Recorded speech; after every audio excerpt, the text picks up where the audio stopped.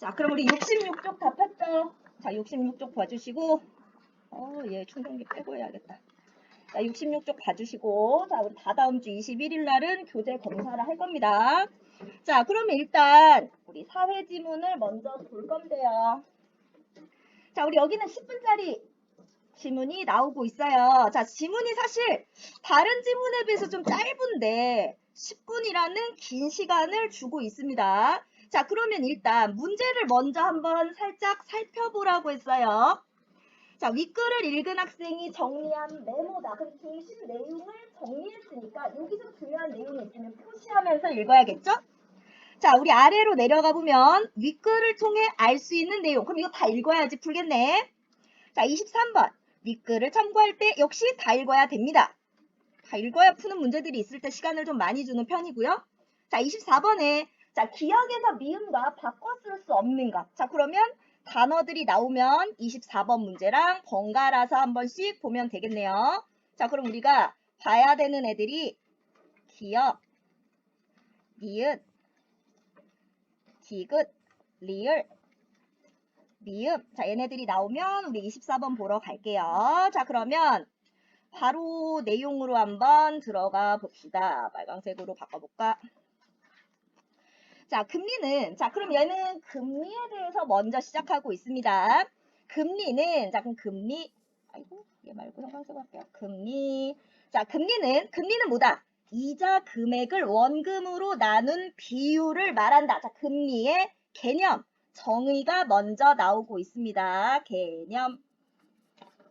자, 금리는 이자 금액을 원금으로 나눈 비율로 이자율이라고 한다. 자, 바로 금리의 개념이 나왔고요. 자, 21번 문제 살짝 보시면 금리는 자, 이자 금액을 원금으로 나눈 비율이다. 이렇게 계산하는 거 알죠? 자, 그러면 금리 메모를 잘했네. 얘는 동글. 자, 그럼 그 다음으로 계속 가서 자, 자금의 수요자에게는 자금을 빌린 대가로 지급하는 비용이 발생하며 공급자에게는 현재의 소비를 희생한 대가로 이자 수익이 생긴다. 자, 그럼 뭐가 있어야 돼? 금리가 만들어지려면 수요자와 공급자가 있어야 되고 금융시장에서 금리는 자, 금리가 하는 역할, 자금의 수요자와 공급자를 연결시키는 역할을 한다. 자, 그래서 금리의 개념과 역할에 대해서 먼저 소개하고 있습니다. 자, 두 번째 문단으로 내려가면 금리는 일반적으로 명목금리와 실질금리로 구분한다. 자, 지금 금리를 두 개로 나눠주고 있습니다. 자, 그러면 명목금리는 뭐다? 금융자산의 액면 금액에 대한 금리이며, 그러니까 우리가 그냥 딱 봤을 때 이 금액에 얼마의 이자를 붙인다. 요거고요. 실질금리는 이건 진짜 자, 물가 상승률을 감안한 거야. 그래서 어떻게 계산해요? 명목금리에서 물가 상승률을 빼면 알 수 있습니다. 자, 그럼 옆에 봤더니 실질금리를 얘가 또 정리했네. 자, 금융자산의 액면 금액에서 뭐를 빼라? 물가 상승률을 빼면 알 수 있다고 했잖아. 그러면 이것도 맞는 메모다. 메모를 잘했네. 아니야, 뭐야, 왜 이래요? 액면금액 아니죠? 나 뭐 왜 이러니? 자, 지금 보면 자, 명목금리. 자, 액면금액이 아니라 뭐라고요? 명목금리에서.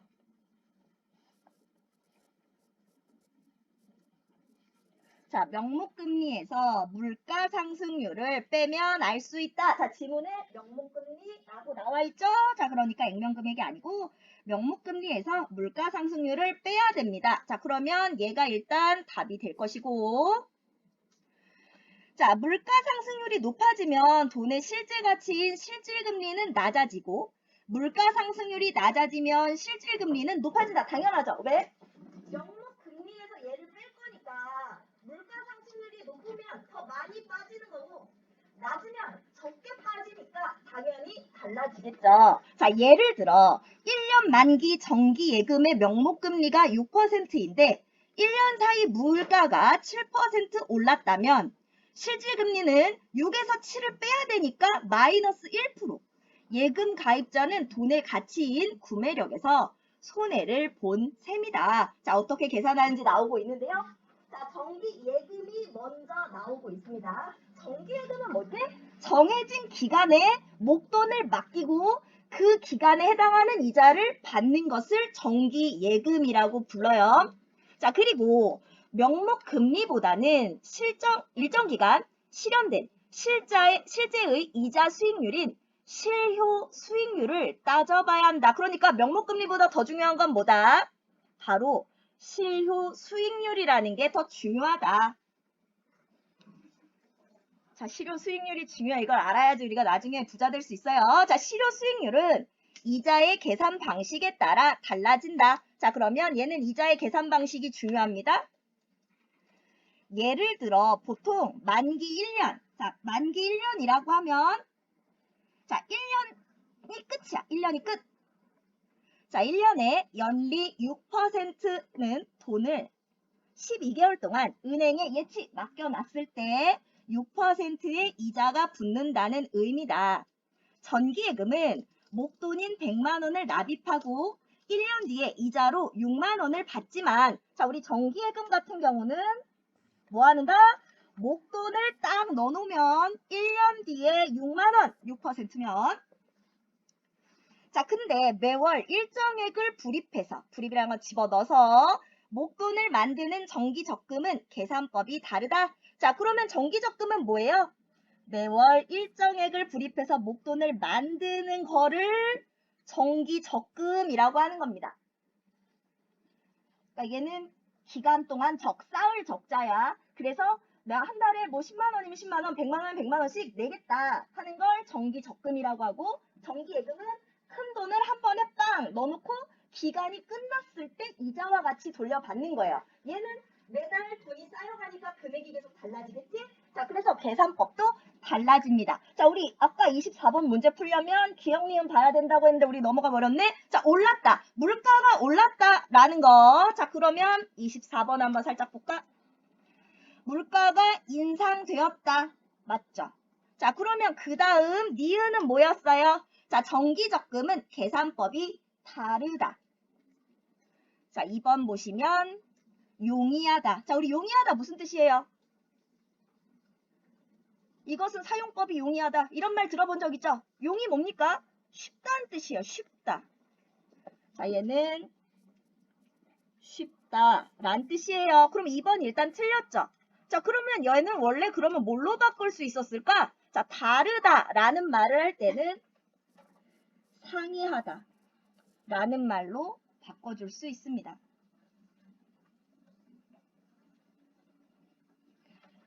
자, 그러면 정기적금은 어떻게 다를까? 정기적금은 첫째 달에 불입한 집어넣은 10만 원은 만기까지 12개월분의 6%의 이자가 붙지만 둘째 달에 불입한 10만 원은 11개월에 이자 5.5%만 받는다.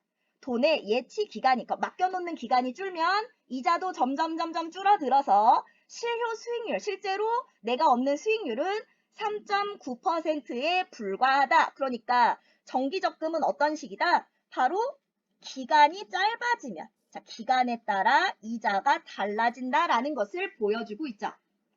자, 이런 이자 계산 방식은 자, 어떻다? 적금하고 대출금리도 비슷합니다. 자, 1년 뒤에 원금을 한 번에 갚는다면 대출금리가 약 6%일 경우 6만 원을 이자로 내야 한다. 하지만 원금을 12개월로 나눠 갚으면 줄어든 만큼 원금만큼 매월 이자도 적어진다 라고 했고요. 자, 그래서 어떻게 붙는지 방식이 나왔습니다. 또 예금이나 적금의 기간이 길어서 자, 그러면 예금이나 적금하는 기간도 중요한데요. 자, 그래서 이자를 여러 번 받는다면 매번 지급된 이자가 원금이 되어서 이자에 이자가 붙는 복리인지, 자, 복리, 원금에 대한 이자만 붙는 단리인지 이것도 살펴야 실효 수익률을 알 수 있다. 여기에 이자는 금융소득이어서 자, 문제는 얘는 금융소득이어서 뭐가 붙는다? 소득세 14%와 주민세 1.4%를 내야 돼요. 그러니까 내가 예금을 할 건지 적금을 할 건지 이걸 결정할 땐 뭘 해야 돼? 이자율을 따져봐야 되고 또 어떤 방식으로 이자가 붙는지 복리인지 단리인지도 따진다. 그 다음 여기서 소득세 주민세를 빼야 돼. 그래야 내가 이득이 되는지 오히려 손해인지를 알 수가 있어. 자, 이걸 계산해야 실제로 내 손에 들어오는 이자 금액이 나온다. 자, 그래서 결국 돈을 어떻게 쓰고 모으고 굴리고 빌릴지의 선택 상황에서 정확한 계산을 해야 손해를 보지 않는다. 만약에 우리가 뭔가 다른 더 높은 수익이 있어서 빌리는 게 더 나을 때도 있어요. 어떤 때는. 혹은 예금을 하는 게 나을 때도 있고 적금을 하는 게 나을 때도 있어. 그러니까 이걸 정확하게 계산해야 손해보지 않고 더 크게 자산을 불릴 수 있겠죠. 자, 현재의 소비를 늦추고 미래를 계획하는 사람이라면 자신의 자산을 안전하게 형성할 필요가 있다. 자, 그래서 뭐 한다? 자, 금리에 대한 정확한 이해와 계산은 현재의 소비와 미래의 소비를 결정하는 중요한 기준이라는 거. 그래서 금리에 대해서 설명하는 글을 봤습니다. 자, 우리가 문제는 두 문제를 풀었죠. 자, 그러면 나머지 두 문제를 풀어볼게요. 자, 그러면 22번 문제 먼저 볼게요. 22번은 조금 쉽죠? 자, 금리는 자금의 수요자와 공급자가 존재해야 결정될 수 있다. 자, 우리 아까 금리라는 것은 수요자가 있고 공급자가 있을 때 얘네들을 연결시키는 역할을 한다고 했습니다. 첫 번째 문단에 나와 있죠? 자, 그러니까 이 설명은 적절하다. 자, 물가가 하락하면, 자, 우리 아까 두 번째 문단을 보면, 자, 실질금리는 물가 상승률을 감안한 겁니다. 명목금리는 그냥 딱 봤을 때 그 금액의 몇 퍼센트 이자, 요것만 딱 본 거고, 실질은 아까 뭐라고 그랬니? 물가가 높아지면 실질금리는 낮아지고, 물가 상승률이 낮아지면, 만약 물가 상승이 마이너스라면, 마이너스에 마이너스가 플러스 되면서 어때? 명목 금리보다 훨씬 더 커질 수 있다라는 거죠. 자, 그러니까 맞고 금리는 우리 마지막 문단에서 지금 소비할 거냐 소비를 늦출 거냐 오늘의 소비와 미래의 소비를 판단하는 기준이 된다라고 했으니까 얘도 맞고 자, 실효 수익률을 알아내려면 자, 우리 아까 실효 수익률을 계산하려면 그냥 그것이 아니라 실제로 이자 수익이 얼마인지를 막 계산하라고 그랬어. 그래서 언제 붙냐? 단리냐 복리냐 어떻게 계산할 거냐 자 이런 것들 다 따져보고도 자 거기다가 소득세 주민세도 뺄 것도 계산해보라고 했습니다. 맞고 자 5번이 틀렸는데 왜? 정기 예금은 뭐라고 그랬죠? 예금? 자 예금은 목돈을 확 넣어서 일정 기간 동안 맡겨놓고 그에 해당하는 이자를 받는 겁니다. 적금은 쌓을 적자라고 그랬지? 5만원, 10만원 이런 금액을 정해서 어떤 기간 동안 매달 집어넣는 걸 적금이라고 그래요. 내가 목돈이 있다. 그럼 예금. 나 목돈을 만들 거다 하면 적금으로 갑니다. 자, 그래서 예금은 목돈을 형성할 때 아니죠. 반대로 적금이 목돈을 만들려고 할 때 예금은 내가 이미 목돈이 있을 때 사용하는 방법이에요. 자, 그럼 우리를 혼란에 빠뜨린 23번 문제로 가볼까? 자, 영수는 자영업을 하는 부모님을 도와드리며 자, 얘가 용돈을 매월 15만 원 받습니다. 자, 5만 원은 학용품비로 써요. 그럼 10만 원이 남습니다. 자, 학교에서 금융교육을 받고 380만 원 정도의 대학 입학 등록금을 혼자 힘으로 마련하려고 그래요. 자, 380만 원 정도를 마련해야 됩니다. 자, 그랬더니 자, 현재 6% 금리에 3년 만기 정기 예금과 적금과 정기 예금이 있으면 모두 단리로 계산된다고 합니다. 영수가 따져봤더니 정기 적금의 실효 수익률이 9.25%래. 자, 아버지가 조언을 해주십니다. 자, 그러면 얘가 지금 목돈이 있어 없어? 없어. 목돈을 마련하려고 그래. 그럼 뭐 해야 된댔어? 적금으로 가야 돼요. 적금. 돈이 있어야 예금하는 거야. 난 돈이 없는데 어떻게 저거 예금할 수 있겠어? 적금으로 가야 돼요. 그럼 아버지가 야, 너 15만 원 받고 5만 원 쓰니까 10만 원 남잖아. 10만 원씩 적금 넣어라. 이렇게 얘기해 줬겠지. 당연한 얘기 아닙니까? 자, 1번. 용돈 5만 원을 매월 정기 적금에 넣으면 3년 뒤에는 목돈이 생겨 대학 입학 등록금을 넣을 수 있어. 자, 10만 원 남았는데 왜 5만 원만 넣는 거야? 자, 5만 원을 3년으로 곱해봐요. 36개월. 자, 5만 원 36개월 곱하면 얼마 나와요? 180만 원 정도 나오죠. 자, 근데 우리 아까 얼마 필요하대 얘 지금? 380만 원이야. 택도 없죠. 이자가 그만큼 될까? 말도 안 돼. 그러면 목돈 생겨도 대학 입학 등록금은 못 됩니다. 안 돼. 땡. 그러니까 이자까지 계산할 필요도 없어. 2번. 용돈 15만원 전부를, 야, 15만원 써야 되는데 15만원 전부를 해. 자, 거기다가 3년 동안 매월 정기 적금에 넣어도 은행금리가 낮아서 대학 등록금은 마련할 수 없어? 아니요. 마련할 수는 있는데요. 15만원 전부 넣을 수는 없어요. 자, 3번. 쓰고 남은 용돈 10만원을 매월 정기 예금이 아니랬죠. 예금은 한 100만원, 1000만원, 1억 이렇게 있어야지 예금 넣는 거지. 10만원을 매월 넣는 건 예금이 아닙니다. 자, 4번. 3년 동안 매월 10만원씩 내는 정기 적금에 들면 여기까지 맞아. 20만원 넘는 이자가 생겨서 대학 입학 등록금을 충당할 수 있지. 자, 계산해보면 나오겠지만 일단 5번으로 넘어가 봐요. 정기 예금의 실효 이자율이 정기 적금보다 높으니, 자, 정기 예금의 실효 이자율 여기 위에 지문에 있어요, 없어요? 없어요. 자, 그리고 얘는 지금 예금할 돈도 없어요. 자, 얘는 목돈을 마련하러 가는 겁니다. 적금을 하러 가는 거예요. 자, 그러니까 얘도 안 돼. 자, 그럼 답은 4번이 되겠죠. 자, 그러니까 너무 어렵게 생각하지 않아도 됩니다. 자, 그러면 이제 인문 지문으로 가볼게요. 자, 인문 지문은 14페이지입니다. 14. 차차차차차. 자, 여기죠. 다 왔어. 자, 여기입니다. 자, 14분짜리 지문이 나오고 있어요. 지금 보면 가장 먼저 풀 수 있는 문제가 21번 문제, 개념의 폭력과 관련된 문제가 나오게 되는데요. 이거 우리 종 아니야? 자, 그래서 얘가 나오면 21번을 바로 가겠습니다. 자, 그러면 내용을 한번 볼게요. 자, 인간은 지식체계의 형성을 위해 개념을 필요로 하는데, 개념이란, 자, 개념에 대한 또 정의를 내리고 있네. 여러 관념 속에서 공통 요소를 뽑아내어 얻어낸 보편적인 관념을 말한다. 자, 개념의 정의가 나오고 있죠. 자, 이러한 개념을 통해 체계와 기준을 머릿속에 먼저 정해놓고 그것을 형식에 적용하는 개념주의적 태도를 지닌 근대 사상가들이 있었다.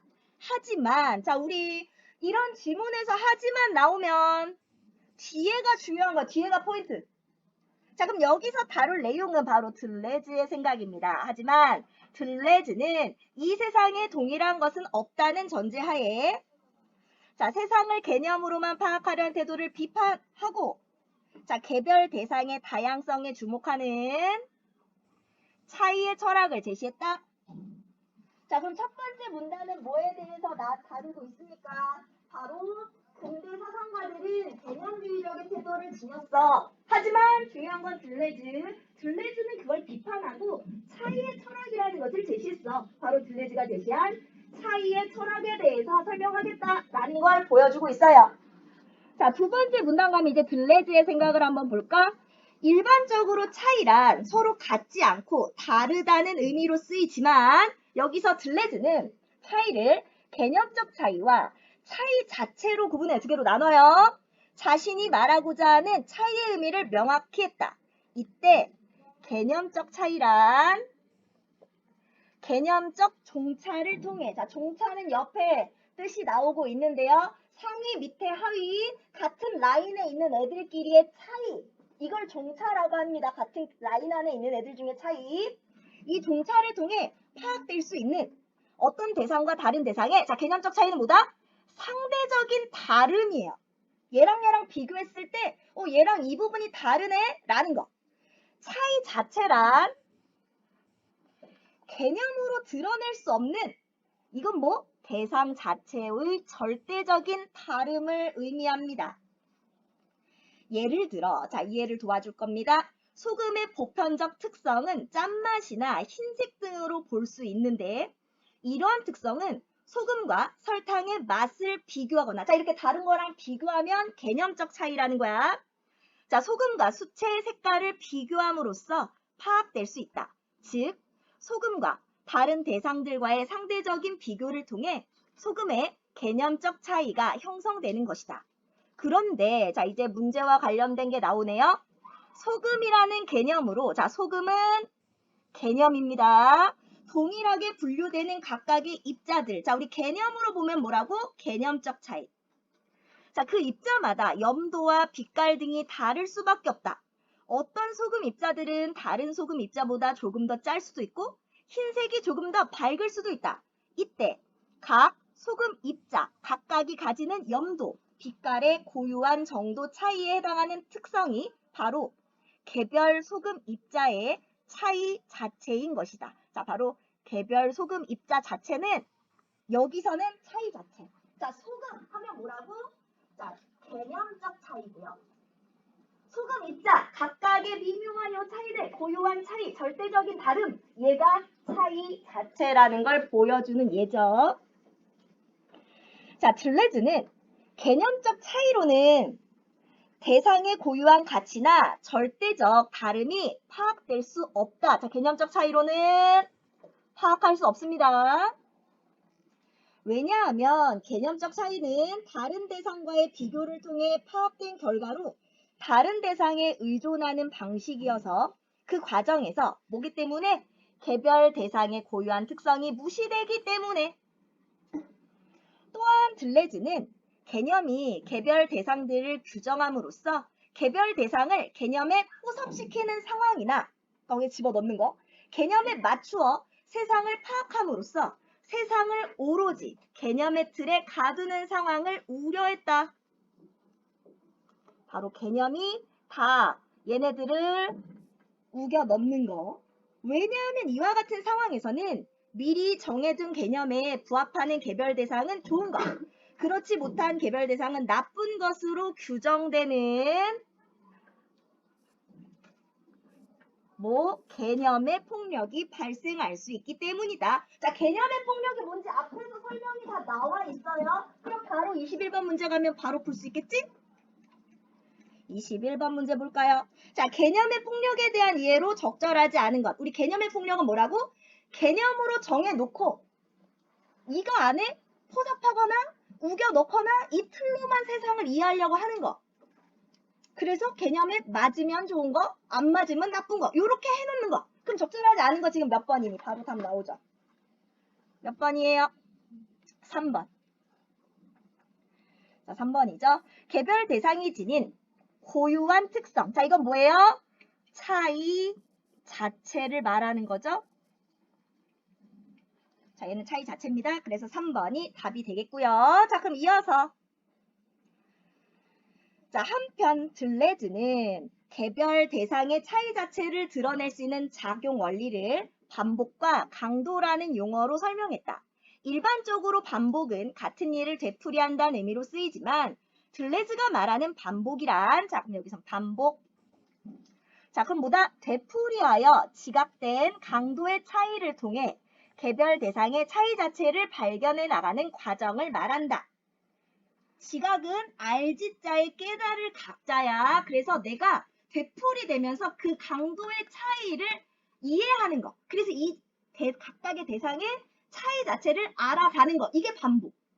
이때 강도란 정량화하기 힘든 개별 대상의 고유한 크기이자 자, 개별 대상의 고유한 크기 다른 것과 비교될 수 없는 개별 대상에 대한 감각적 경험 이걸 강도라고 부릅니다. 예를 들어 어떤 사람이 피아노로 같은 악보를 반복해서 연주한다고 할 때 각각의 연주는 자 연주가 이번엔 나오고 있죠. 결코 동일할 수 없으므로 연주가 반복될수록 연주자와 관객 모두 연주마다의 서로 다른 강도를 느끼게 된다. 자 그럼 뭐예요? 우리가 이 곡은 어떤 A라는 곡이야 라고 묶어두는 게 뭐야? 이게 개념의 차이야. 다른 곡과 다른 이 곡은 이 곡이다 라고 정해놓는 게 개념의 차이라면 각각의 연주는 뭐예요? 개별적인 것이죠. 고유한 개별적인 것. 자 그래서 즉 각각의 연주는 차이 자체를 드러내게 되는 것. 자 각각의 연주는 뭐다? 차이 자체예요. 이처럼 들레즈에게 차이 자체란 자, 차이 자체란 뭐다? 반복에 의해 경험하게 되는 강도의 차이다. 자, 차이 자체에 대해서 한 번 더 설명하고 있고요. 일반적으로 인간은 의사소통을 위해 서로가 동일하게 인정할 수 있는 개념을 필요로 하며 개념을 통해 형성되는 인간의 지식체계가 세상을 변화시킨다는 점을 고려하면 자, 개념은 인간에게 필수적입니다. 필요해요. 들레즈도 이와 같은 개념의 기능을 전면적으로 부정한 것은 아니다. 다만 들레즈의 철학은 개념을 최고의 가치로 숭상하면서 이 세상을 개념으로 온전히 규정하려는 기존 철학자들의 사상을 극복하고자 한 것이며 철학의 시선을 개념에서 현실 세계 대상으로 자체로 돌리게 했다는 점에서 의의를 지닌다. 바로 개념은 필수적인 거야. 하지만 들레즈의 철학이 어떤 의의를 지니는지 밝히면서 마무리하고 있습니다. 자, 우리 여기 문제는 어렵지가 않아요. 각자 풀고 같이 볼게요. 자, 우리 19번부터 봅시다. 자, 여기는 문제 별로 안 어렵죠. 문제가 아주 어려운 내용은 아닙니다. 자, 윗글의 내용 전개 방식에 대한 설명으로 가장 적절한 것 했는데 바로 답이 나오죠. 1번. 기존의 관점, 자, 개념을 중심으로 이제 한 개념주의적 태도를 지닌 근대 사상가들에 대해서 비판한 들레즈의 견해를 설명하고 있습니다. 소금이나 소금 입자, 뭐 연주 이런 것들을 예로 들어서 설명했고요. 맨 끝에는 들레즈의 철학의 의의를 밝히고 마무리를 했었죠. 그래서 1번이 답이 되겠고 자, 20번 기억에서 디귿을 이해한 내용이라고 했습니다. 기억은 소금이고 니은은 소금 입자예요. 디귿은 연주죠. 자, 그러면 기억과 달리 니은은 개념이다. 반대죠. 소금이 개념이고 니은 소금 입자가 차이 자체입니다. 자, 기억과 달리 디귿은 개별 대상. 그쵸? 기억은 개념이고 디귿이 개별 대상인 차이 자체였어요. 2번. 자, 디귿과 달리 니은은 자, 디귿과 니은은 둘 다 개별 대상입니다. 기억과 디귿은 자, 기억은 개념이고 니은 디귿이 개별 대상이라고 했죠? 자, 그럼 답은 2번 넘어가요. 자, 21번 우리 같이 봤었고 22번. 보기는 온라인 수업 게시판의 일부다. 윗글을 바탕으로 학생들이 과제를 수행했습니다. 자, 한나가 냉면을 먹었죠. 자, 함흥냉면과 평양냉면을 비교하는 내용을 읽었고 두 개를 비교했어. 두 냉면의 면과 육수가 다르다는 것을 알 수 있었다. 한나는 두 냉면의 차이를 분명하게 알게 된 것이다. 자, 두 개를 비교했으니까 이건 뭐예요? 자, 상대적인 다름을 이해한 거고 자, 우리 상대적인 다름은 개념적 차이죠. 자, 했더니 한나는 냉면이 지닌 절대적 다름을 알게 된 것이군. 자, 얘는 상대적 다름이에요. 절대적 다름은 뭐예요? 차이 자체를 말하죠. 자, 그러면 댓글 달아줘야죠. 너는 A를 차이 자체를 알게 된 것으로 여기고 있구나. 하지만 너의 의견은 들레즈의 견해에 맞지 않아. 부합하지 않아. 자, 얘를 골라주면 되겠죠. 자, 그래서 2번이 답이 되겠습니다. 자, 그러면 마지막 문제 23번. 자, 보기를 봤더니 적절하지 않은 걸 고르라고 했어요. 자, 해겔은 세상을 개념적으로 파악하기 위한 방법론으로 변증법을 제시합니다. 자, 그러면 개념적으로 파악했으니까 얘는 개념적 차이에 대해서 이야기하고 있고요. 앤디 워홀은 실크 스크린을 통한 대량 인쇄 작업을 거쳐 공장에서 한 가지 상품의 동일한 이미지를 작품으로 제작하였다. 이 작품들은 언뜻 보면 동일해 보였지만 실제로는 윤곽선의 번짐이나 색상에서 조금씩 차이, 각각의 차이, 바로 차이 자체를 느낄 수 있습니다. 자, 그래서 어떤 것도 같을 수 없다는 것을 보여줬다. 자, 그럼 첫 번째 해겔은 개념적 차이고 앤디 워홀은 차이 자체를 말합니다. 자, 그럼 1번 해겔의 변증법을 활용하더라도 아인슈타인이라는 개별 대상을 자, 우리 개별 대상은 차이 자체니까 변증법은 개념이고 차이 자체는 온전하게 규정할 수 없는 거죠. 헤겔이 세상을 보는 방법론은 미리 만들어진 개념. 자, 우리 헤겔은 개념이죠? 현실 세계의 개별 대상을 규정하는 것이군. 맞죠? 앤디 워홀은 같음을 생산하는 과정을 되풀이하여 제작한 결과물을 통해 동일한 강도가 아니라고 했습니다. 강도는 계속 달라진다. 자, 똑같이 만들어낸다 해도 개별적 차이가 존재한다. 차이 자체가 존재한다는 걸 보여주려고 한 거죠. 답은 3번이 되겠습니다. 이 질문은 별로 어렵지 않았죠? 자, 그러면 우리 독서는 여기까지 하고 우리 뒷장에 있는 인문하고 사회 지문 하나씩 숙제로 해 오시면 되겠습니다.